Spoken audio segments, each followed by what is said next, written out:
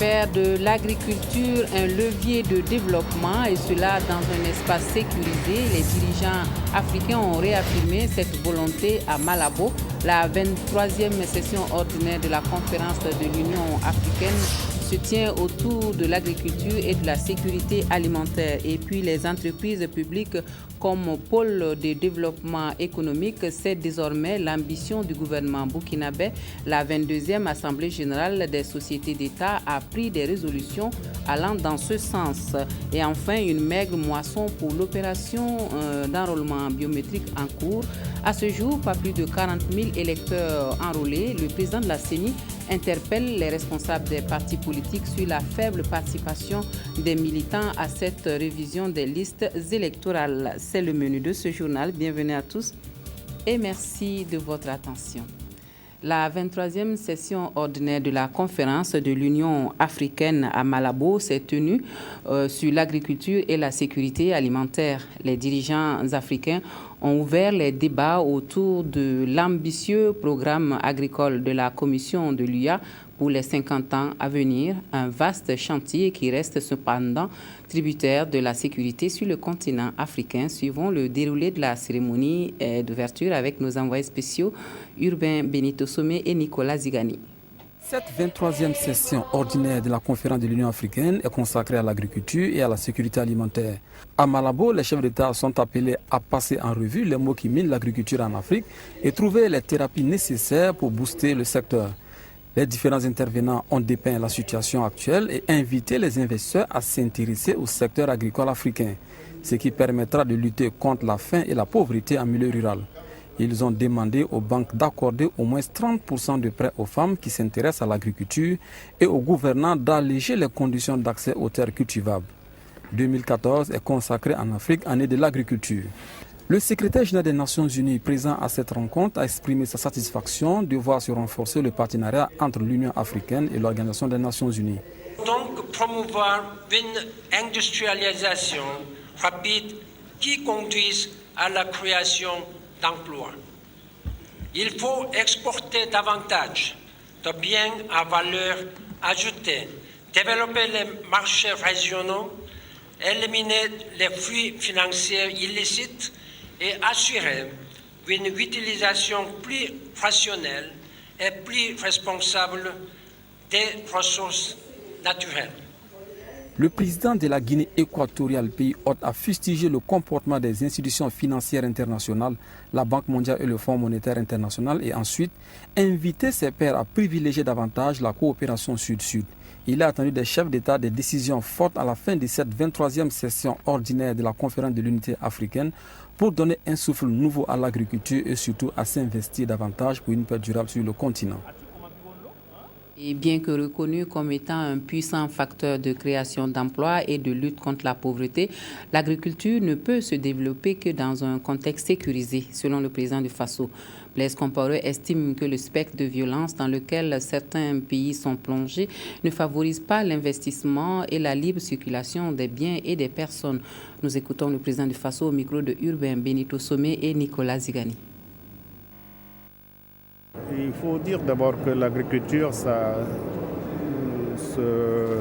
s'organise et ça se réalise lorsqu'on a des conditions de paix et de sécurité. Je pense que c'est pour cela que la question de la sécurité est revenue donc dans le débat. Mais il est certain qu'aujourd'hui, nous avons à ce niveau des menaces qui sont réelles, des préoccupations qui sont fortes. Et il est certain que nous devons envisager de faire avancer l'agriculture.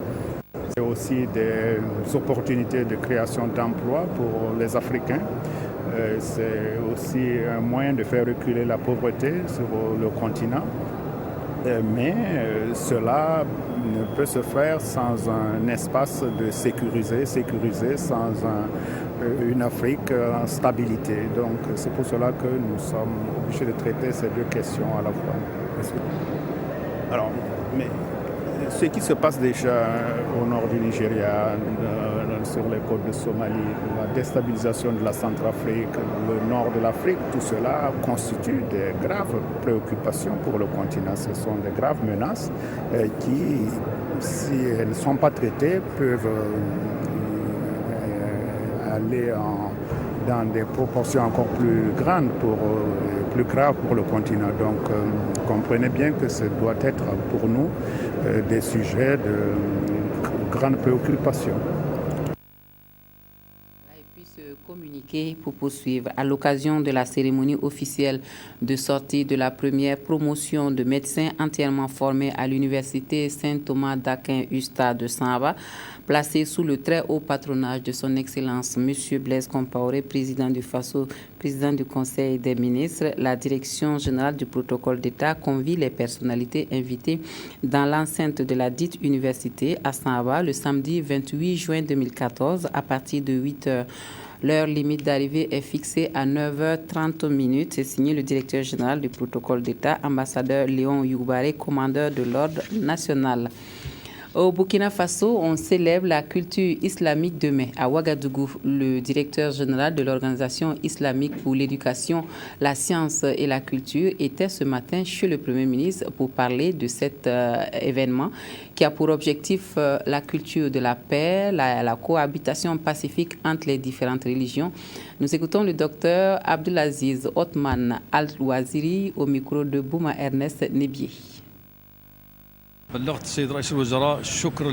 J'ai su venir témoigner à son Excellence le Premier ministre l'excellente relation que le Burkina Faso a avec l'ISESCO. Et c'est une relation exemplaire et aussi c'est pour montrer que réellement l'ISESCO est honoré par tout ce que nous faisons ensemble. Nous célébrons au Burkina Faso, précisément à Ouagadougou, comme la capitale de la culture islamique. C'est un témoignage aussi de l'ISESCO, la reconnaissance de ce que les musulmans ont fait et ce que tous les peuples burkinabés ont fait, qui vivent ensemble dans la paix et qui travaillent toujours pour le développement du pays et aussi de la culture d'une manière générale, la cohabitation pacifique entre les différentes religions au Burkina Faso. Nous appelons à l'unité de toute l'humanité, des différentes religions, quelle que soit leur diversité culturelle, que nous appartenons tous à la même famille, nous sommes tous de la même famille, donc nous devons tous vivre ensemble et dans la paix. Son Excellence appuie et renforce ce que nous voulons, ce que nous désirons, ce que l'ISESCO fait, et aussi il a affirmé qu'effectivement il sera présent aussi à la cérémonie d'ouverture qui lance ces festivités. Et en rapport à cet événement, ce communiqué à l'occasion de la cérémonie officielle de lancement de l'événement Célébration de la culture islamique Ouagadougou 2014, placé sous le haut patronage de son Excellence, Monsieur le Premier ministre, chef du gouvernement, la Direction générale du protocole d'État convie les personnalités invitées le samedi 28 juin 2014 au Palais de la Culture Jean-Pierre Guingané à partir de 8h30. L'heure limite d'arrivée est fixée à 9h30, signé le directeur général du protocole d'État, ambassadeur Léon Youbare, commandeur de l'ordre national. Et cet autre communiqué, le président de la Fédération des associations islamiques du Burkina Faso, président de la Commission nationale d'observation de la Lune, porte à la connaissance des fidèles musulmans ainsi que de l'ensemble de la communauté nationale que le croissant lunaire marquant le début du jeûne de Ramadan n'ayant été aperçu par aucune des équipes d'observation déployées ce jour, 27 juin 2014, sur le territoire national. Le mois Chaban sera complété à 30 jours suivant les préceptes sacrés de l'islam. Par conséquent, le jeûne de Ramadan commencera au Burkina Faso le dimanche 29 juin 2014. À l'occasion de cet événement de haute spiritualité, le président du Présidium invite les frères et sœurs musulmans à redoubler d'efforts dans l'adoration, les invocations, la bienfaisance, la solidarité, l'amour et la fraternité. Que la paix et la miséricorde d'Allah se répandent sur notre cher pays, le Burkina Faso, à l'occasion de ce mois béni. Pour le président du Présidium, Dr Aboubakar Doucouré, commandeur de l'Ordre national, membre du Présidium. Autre point de l'actualité, les bonnes performances des sociétés d'État pour l'année 2013 galvanisent le gouvernement qui nourrit désormais de grandes ambitions pour les entreprises publiques. Le pari, c'est d'en faire des pôles de développement économique et la 22e session de l'Assemblée générale a adopté des résolutions et recommandations dans le sens d'une gestion moderne et rigoureuse. Les grandes conclusions de la rencontre avec Drissa Seri. Au terme des 48 heures de travaux, l'Assemblée générale a approuvé les états financiers de 16 sociétés d'État, formulé des recommandations et des résolutions. Du constat fait, il ressort que les sociétés d'État ont réalisé de bonnes performances au titre de l'exercice 2013. Le CGC, le LNBTP, la LONAB, la SONABEL, la SONATU, la SOPAFERB ont amélioré de manière significative leur solde de gestion. Quant à la CNSS et à la Carrefour, elles ont réalisé à elles seules un résultat net global de 54 milliards 569 millions de francs CFA. Tout en saluant la bonne tenue des comptes des entreprises publiques en 2013, le Premier ministre souhaite que les autres entreprises prennent l'exemple sur celles qui ont réalisé des résultats positifs sur plusieurs exercices. Au terme de nos travaux, je voudrais vous réitérer, ainsi qu'à l'ensemble des travailleurs de vos structures, les félicitations et les encouragements de son Excellence, M. Blaise Compaoré, président du FASO, président de l'Assemblée générale des sociétés d'État. Ces félicitations ne sont pas une clause de style, car vous avez pu, malgré le contexte économique difficile, maintenir vos établissements dans la dynamique de croissance et mieux obtenir des résultats satisfaisants. Ces félicitations s'adressent également aux commissaires aux comptes qui vous assistent au quotidien à travers leurs conseils avisés. Enfin, à l'ensemble des participants pour la qualité des contributions et des suggestions pertinentes enregistrées. Il a insisté sur 5 points. 5 points qui devraient permettre à chacune des sociétés d'État de jouer pleinement son rôle. Le fonctionnement des comités d'audit, l'assouplissement de la législation pour la passation des marchés publics, la réalisation de la double mission de services publics et d'obligation de rendre compte, la nécessité de renforcer les capacités financières des entreprises en difficulté et l'exhortation des sociétés nouvelles à parachever les réformes relatives à leur statut. Sur cette note, le chef du gouvernement a souhaité un bon début de Ramadan à tous les fidèles musulmans. Et à l'issue de l'Assemblée générale, certains dirigeants de sociétés d'État se sont exprimés sur les résultats réalisés par leurs entreprises et les recommandations de la rencontre. Nous les écoutons au micro de Drissa Seri.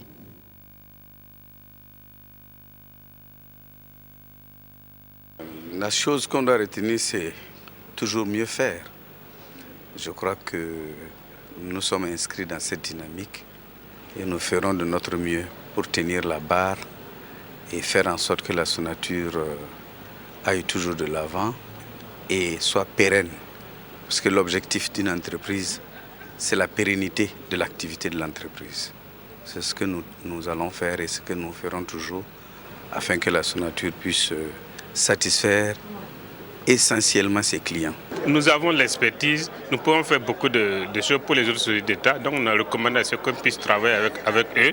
Par exemple, je prends l'exemple de l'ONEA qui fait des forages profonds, où nous avons la technique et les moyens humains pour le faire. Donc c'est dans l'intérêt de l'ONEA, mais c'est surtout dans l'intérêt de Burkinabé, parce qu'il faut apporter de l'eau à tout le monde. Nous avons pu noter une progression assez exceptionnelle de la performance de cette entreprise. Parce que, comme vous vous souvenez, l'année dernière, la Sonapost a eu quelques difficultés pour faire adopter donc ses états financiers, au point que cela a été reporté à une assemblée générale spéciale. Cette année, l'entreprise a connu une performance exceptionnelle. Vous avez pu noter dans les débats que nous sommes passés d'une situation négative vers un résultat net positif de 2 milliards 300 millions. Et on parle du cadre sectoriel de dialogue, justice et droits humains. C'est Alain Olville qui est désormais le chef de file des partenaires techniques et financiers. Et ce dernier promet travailler à relever les défis pour faire progresser tous les faits, et dans les faits en tout cas les droits humains, et restaurer un meilleur fonctionnement de l'appareil judiciaire au Burkina Faso. La signature de l'aide-mémoire conjoint a eu lieu en présence de Estelle Judith Assogba. Ce document est l'aide-mémoire conjoint du gouvernement et des partenaires techniques et financiers du cadre sectoriel de dialogue justice et droits humains. Il dresse le bilan de l'exécution des performances du cadre sectoriel de dialogue des 2 départements de l'année 2013 et les perspectives pour la période de 2014 à 2017. La signature de ce document marque la fin de la responsabilité exercée par la France au niveau du cadre sectoriel de dialogue et le début de celle de l'Union européenne. En ce qui concerne spécifiquement le département de la justice, nous avons vu des partenaires techniques et financiers qui sont intervenus dans le sens du renforcement de l'indépendance de la magistrature, dans le sens du renforcement des capacités des acteurs de la justice, et nous savons que cela a véritablement impacté dans le sens de l'amélioration de nos performances au niveau donc du secteur de la justice. Il en est de même au niveau du ministère des Droits humains, et nous pensons que le chef de file entrant, qui est l'ambassadeur de l'Union européenne, naturellement en raison de ce que nous savons de l'engagement de son Excellence, nous savons que le processus va continuer et se renforcer davantage. Alain Olville, chef de la délégation de l'Union européenne, prend ainsi les relais. Il s'engage à poursuivre l'œuvre de son prédécesseur et à relever les défis si importants que l'accessibilité à la justice, la crédibilité et la performance de celle-ci. Nous devons bien sûr contribuer à notre place à renforcer les capacités, les moyens d'action de ces secteurs. Nous devons contribuer à favoriser tout ce qui peut renforcer l'indépendance de la magistrature. Nous devons contribuer à rapprocher cette fameuse accessibilité le citoyen de la justice. Le cadre sectoriel de dialogue justice et droits humains a été mis en place en 2012. Il est soutenu par la France, la Suède, le Danemark, le Japon, la délégation de l'Union européenne, le PNUD, l'UNICEF, la Banque mondiale et la Fondation Heinz Sahel. Et puis la cohabitation entre agriculteurs et éleveurs toujours aussi difficile dans le Sahel. C'est un conflit qui a fait un mort le 25 juin dernier à Mansilla. Le gouverneur de la région qui a rendu visite aux protagonistes a encore appelé la nécessité d'une gestion pacifique des ressources naturelles pour préserver la paix. Vincent Kendrevego. La rencontre qui va se tenir demain est une première. Une première au Burkina Faso, que de voir les administrateurs se préoccuper sur le fonctionnement de l'État. L'administrateur civil, c'est celui-là qui a en charge l'encadrement supérieur de l'État, la conception, la direction et le commandement. Et pour une fois qu'au Burkina Faso, les administrateurs aient décidé de réfléchir sur quels moyens assurer l'effectivité de la gouvernance au niveau des symboles, des principes du service public, cela constitue un intérêt, un haut intérêt pour nous. Voilà, c'était donc une interview du président de l'Union des administrateurs civils qui parlait ici de la rencontre de demain où les administrateurs civils du Burkina Faso ont rendez-vous donc pour parler à Ouagadougou du rôle de l'administrateur civil et de la restauration de l'autorité de l'État. Et nous parlons maintenant de ce conflit entre agriculteurs et éleveurs qui a fait un mort le 25 juin dernier à Mansilla. Le gouverneur de la région du Sahel qui a rendu visite donc aux protagonistes a appelé à la nécessité d'une gestion pacifique des ressources naturelles pour préserver la paix. C'est un reportage de Vincent Kendrevego. Mansilla, commune rurale de la province du Yaga, région du Sahel. Un litige foncier entre agriculteurs et éleveurs dans cette localité s'est soldé par la mort du premier adjoint au maire de la même commune, agressé alors que ce dernier tentait une médiation entre les deux groupes en conflit. C'était le 17 juin dernier. Le gouverneur de la région du Sahel, se rendant sur les lieux le 25 juin 2014, a rencontré ceux du village des agresseurs, lesquels ont affiché leur regret face à ce qui est arrivé. Puis, Bourema Yugo et sa délégation sont allés signifier la compassion du gouvernement à la famille du défunt. Ma venue était déjà planifiée quand cet événement malheureux est arrivé. Mais j'amenais un message de paix, je continue d'amener un message de paix, un message de concertation, un message de vivre ensemble et pacifiquement. Quand nous savons que au moins 86% de nos populations est du monde rural, alors s'il n'y a pas de concertation, il n'y a même plus de vie. Le gouverneur a mis à profit sa présence à Mansilla pour échanger avec l'ensemble de la population au siège de la mairie. La connaissance et le respect des règles dans l'exploitation des ressources naturelles étaient au centre des échanges. Ils ont les premiers responsables, qui sont les CVD, les conseillers, etc. Ils ont des chefs coutumiers, ils ont les préfets, ils ont les hauts commissaires, ils ont la justice.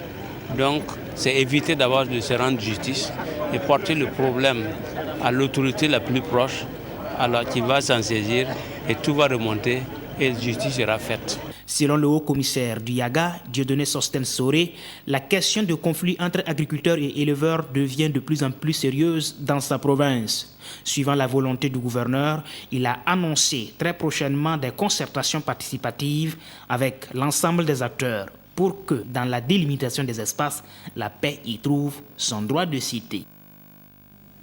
C'est le 30 juin que prend fin l'opération de l'enrôlement biométrique au Burkina Faso dans le cadre de la révision des listes électorales. Mais ils sont encore peu nombreux, les électeurs qui se sont fait enrôler. On estime entre 5 000 et 40 000 inscrits à ce jour. Le président de la CENI, qui a fait le tour de certains sites à Ouagadougou ce matin, appelle les partis politiques à mobiliser leurs militants pour la réussite de l'opération. Moumouni Soubega était de la sortie. Son compte rendu. À 72 heures de la clôture de l'opération d'enrôlement pour la révision de la liste électorale biométrique, le président de la Commission électorale nationale indépendante va aux nouvelles. De Dassasgo à Paglayiri et Gungé en passant par le grand marché de Ouagadougou, Maître Kéré a pu s'imprégner du niveau d'avancement de cette opération. Et selon les opérateurs et superviseurs des sites d'enrôlement et d'information, tout se passe techniquement bien. Depuis ce matin, on a enrôlé à peine une dizaine, 11 comme cela. Tout se passe bien. Les gens viennent se renseigner et puis on les montre les endroits là où ils peuvent s'enrôler. En moyenne, on reçoit 50 personnes par jour. C'est le premier jour, on avait eu beaucoup de personnes. On avait jusqu'à 178 et 11 personnes qui sont enrôlées et puis revenues nous montrer leur carte d'électeur.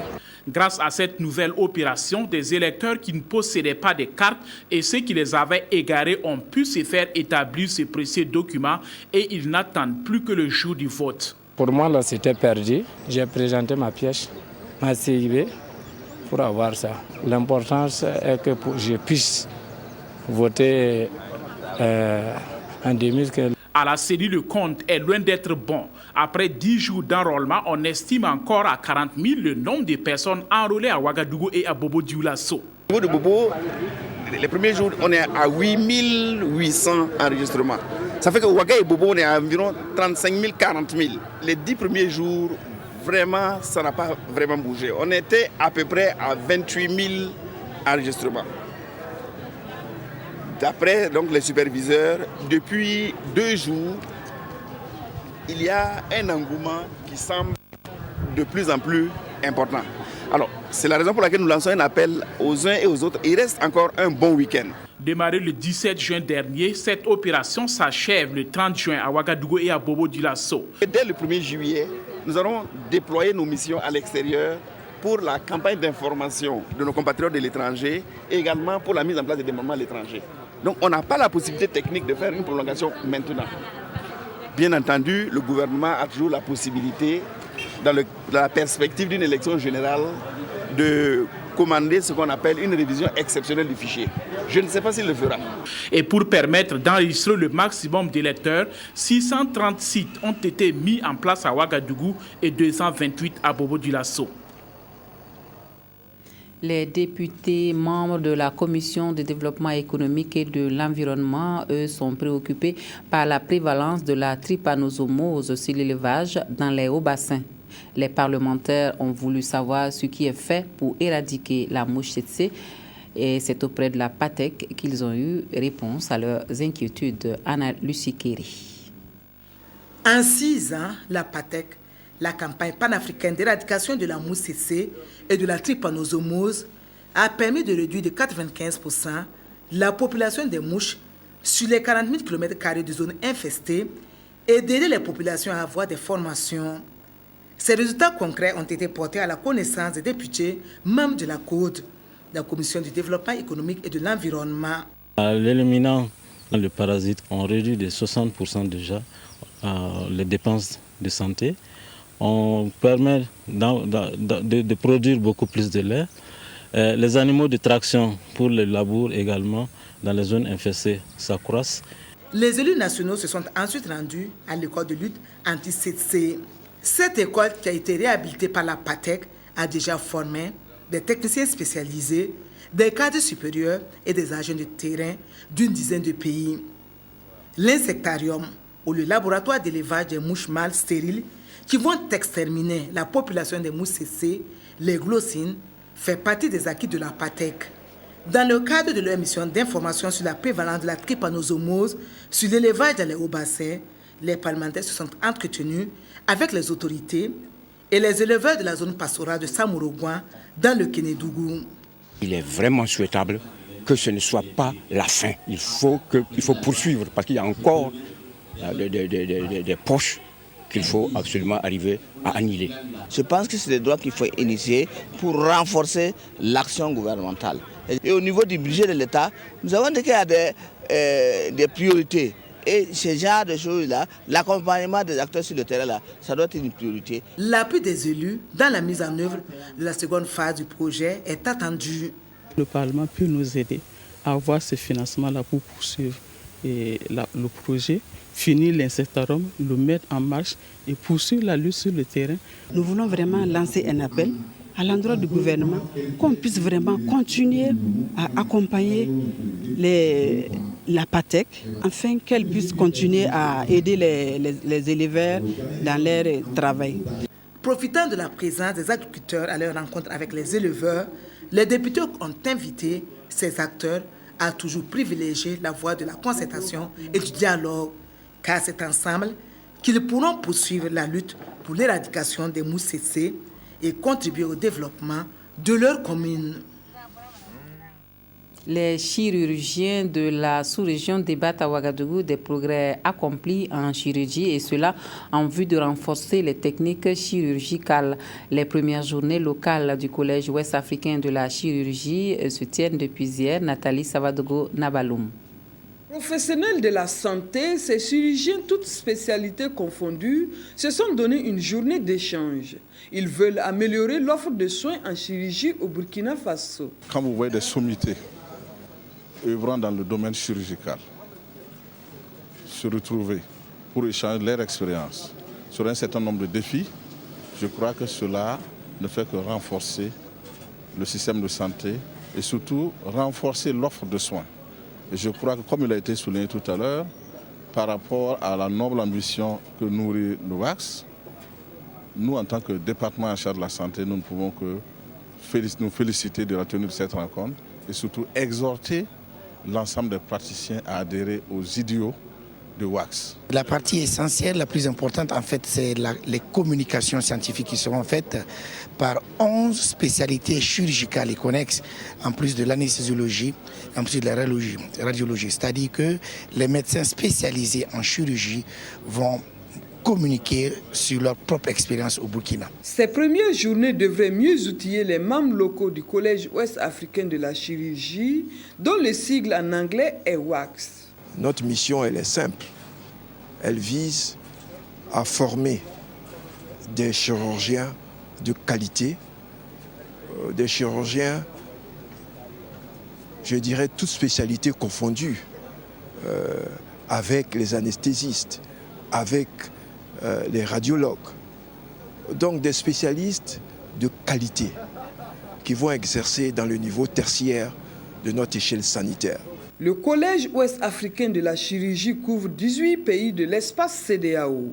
Les organisateurs envisagent organiser en 2017 le congrès des chirurgiens au Burkina Faso.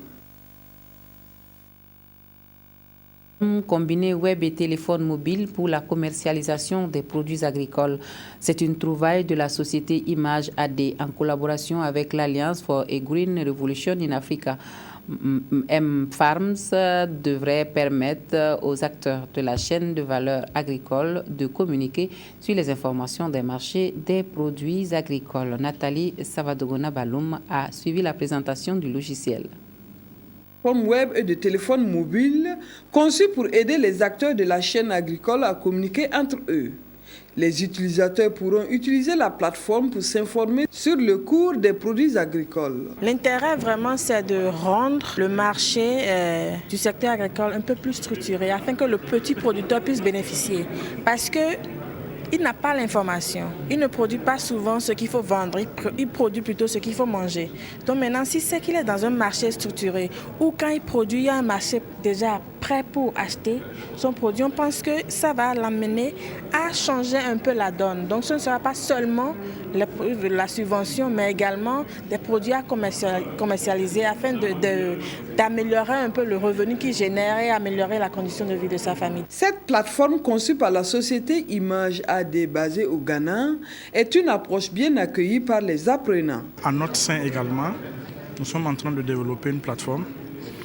Quand j'ai vu cette plateforme, en tout cas, ça m'a permis de voir encore une vision plus large.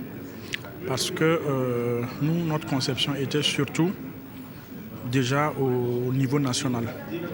Mais avec cette plateforme, je vois qu'il y a des possibilités, en tout cas d'enrimer ce que nous sommes en train de faire. Cette approche a eu un réel potentiel d'être efficace et efficient. C'est-à-dire qu'on doit pouvoir faire mieux la vulgarisation dans un certain contexte, avec plus d'efficacité, plus de célérité, c'est-à-dire dans le temps, on gagne du temps. La plateforme M-Farm devrait contribuer à réduire les coûts de transaction des prestataires de services. Pour y bénéficier, les utilisateurs devraient s'abonner à 300 000 francs CFA par an. En attendant, la société Image AD forme les acteurs du secteur agricole afin qu'ils s'approprient l'outil. Les forces armées africaines viennent d'enregistrer de nouvelles compétences pour la maintenance du matériel de télécommunication et de transmission. Les 20 stagiaires de la 8e promotion de cette section de l'école militaire technique de Ouagadougou ont reçu leurs attestations de fin de stage ce matin. Nous les découvrons avec Ernest Kambiri. Diplôme et insigne en main, ces 20 stagiaires de la 8e promotion du 2e degré en maintenance de matériel de télécommunication de l'école militaire technique de Ouagadougou peuvent poser avec fierté.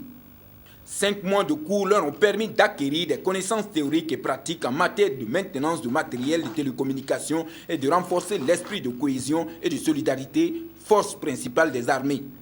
Bon, durant les 22 semaines, on a appris assez de choses. D'abord, c'est réparti par 3 modules, par 3 UV. En UV 1, c'est la partie scientifique.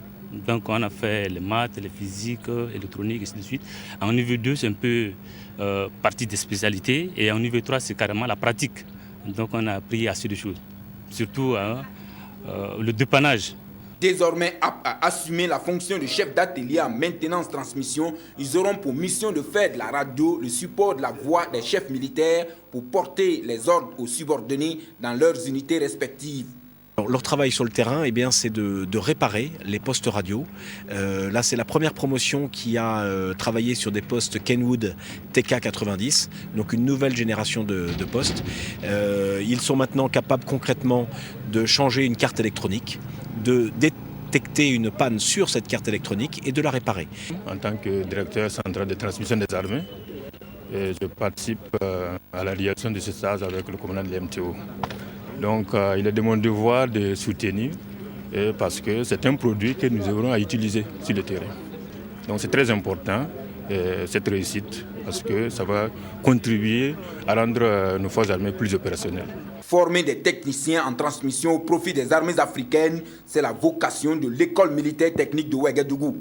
Une mission que l'EMTO tente depuis sa création en janvier 2000 de remplir avec engagement et fierté. L'Église centrale des Assemblées de Dieu annonce un festival dénommé J'aime le Burkina Faso pour le 15 et 16 novembre prochain. Le pasteur américain Andrew Palau, qui en est l'initiateur, a lancé officiellement l'événement en présence des pasteurs. Il s'agit d'une stratégie d'évangélisation qui va aussi faire dans la formation. Des précisions avec Bouma Ernest Nebié.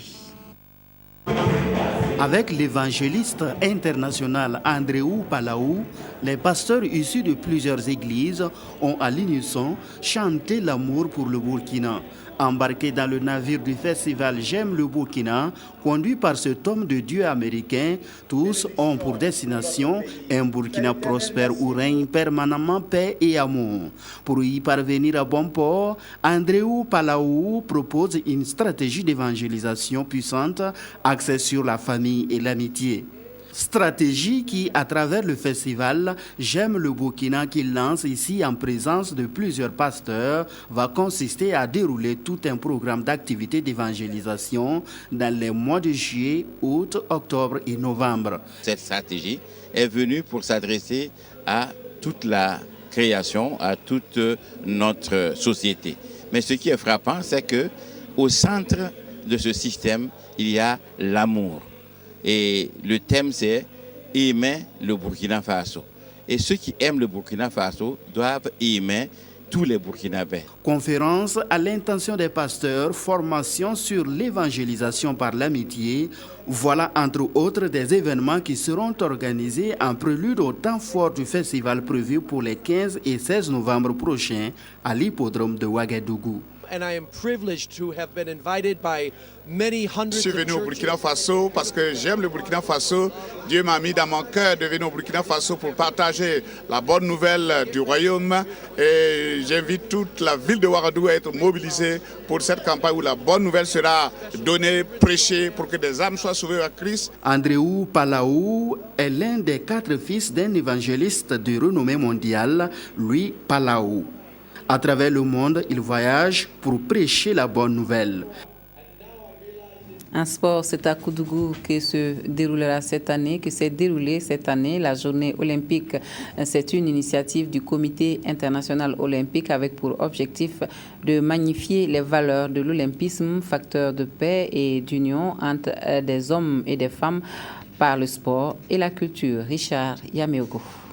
La journée olympique a été créée en 1948 pour célébrer tous les 23 juin de chaque année l'anniversaire de la création des Jeux modernes le 23 juin 1894. La journée olympique vise à promouvoir la pratique du sport pour tous et les valeurs olympiques. À l'instar de plusieurs pays affiliés au Comité international olympique, le Burkina, sous la conduite du Comité national olympique et des sports burkinabé, a tenu sa journée olympique cette année à Koudougou. Forte mobilisation autour de l'événement, sportifs, corps militaires et paramilitaires, anonymes et personnes handicapées ont pris part à la cérémonie de commémoration. Après le cross, les participants se sont donnés à cœur joie à une séance d'aérobie. Pari réussi pour le Comité national olympique et des sports burkinabé et son président Jean Yameogo pour avoir réussi une mobilisation tous azimuts autour de la journée olympique à Koudougou. C'est des sentiments de grande satisfaction et de grande joie. Et je voudrais saisir l'opportunité qui m'est offerte pour remercier tous ceux qui ont eu l'initiative de placer cette activité majeure dans notre région. Nous avons donc commencé par Bobo l'année passée. Ensuite, nous avons choisi Koudougou. Certainement qu'en 2015, nous allons choisir une autre ville. Et ainsi de suite. Comme ça, le mouvement olympique est connu et nos activités en même temps sont diversifiées. L'olympisme qui vise en tout cas l'union des hommes et des peuples, sans apartheid, sans division de couleur, c'est vraiment très bien à Koudougou dans la mesure où il y a un moment où ce n'était pas très évident ici. La journée olympique 2014 a vécu. L'essentiel, c'est de participer. Comme le disait le baron Pierre de Coubertin, rénovateur des Jeux modernes, et le moins que l'on puisse dire, c'est que Koudougou n'a pas boudé l'olympisme. Loin s'en faut. Et cette triste nouvelle dans le monde du sport burkinabé, la grande famille du football est en deuil. Siriki Diarra, ancien international et entraîneur des équipes nationales juniors et seniors et de plusieurs clubs de première division, n'est plus. Il s'est éteint hier à Bobo Dioulasso d'Abakini. Équipe en construction, en devenir. L'homme que nous pleurons aujourd'hui a donné le clair de sa vie au football burkinabé. Grand gardien de but, Siriki Diarra a joué à l'Usfran de Bobo, le club des fonctionnaires de la RAN, puis dans les cellules de Bobo Dioulasso, dont il fut l'un des grands animateurs. En équipe nationale, il a été l'un de ceux-là à défendre les couleurs nationales en 1978 au Ghana, première participation du Burkina Faso à une Coupe d'Afrique des Nations de football. Sa reconversion dans l'entraînement l'a conduit successivement à l'Usfran, son club d'origine, à l'Union sportive des forces armées, en équipe nationale junior et senior et à l'AS Sonabel. Homme de parole, mais aussi du travail bien fait, Siriki Diarra s'est éteint hier à Bobo Dioulasso des suites d'une longue maladie. L'inhumation est prévue pour ce dimanche 29 juin à 10h au cimetière municipal de Bobo Dioulasso. Voilà, paix à son âme. Je reprends pour vous ce communiqué émanant de la Fédération des associations islamiques du Burkina Faso. Le président de la Fédération des associations islamiques du Burkina Faso, président de la Commission nationale d'observation de la Lune, porte à la connaissance des fidèles musulmans ainsi que de l'ensemble de la communauté nationale que le croissant lunaire marquant le début du jeûne de Ramadan n'ayant été aperçu par aucune des équipes d'observation déployées ce jour 27 juin 2014 sur le territoire national, le mois Sha'aban sera complété à 30 jours suivant les préceptes sacrés de l'islam. Par conséquent, le jeûne de Ramadan commencera au Burkina Faso le dimanche 29 juin 2014. À l'occasion de cet événement de haute spiritualité, le président du Présidium invite les frères et sœurs musulmans à redoubler d'efforts dans l'adoration, les invocations, la bienfaisance, la solidarité, l'amour et la fraternité. Que la paix et la miséricorde d'Allah se répandent sur notre cher pays, le Burkina Faso, à l'occasion de ce mois béni. Pour le président du Présidium, le docteur Aboubakar Doukouré, commandeur de l'Ordre national, membre du Présidium. Voilà, on s'arrête là pour l'actualité dans cette édition. Merci à vous de nous avoir suivis. Très bonne soirée à tous et à toutes. À demain.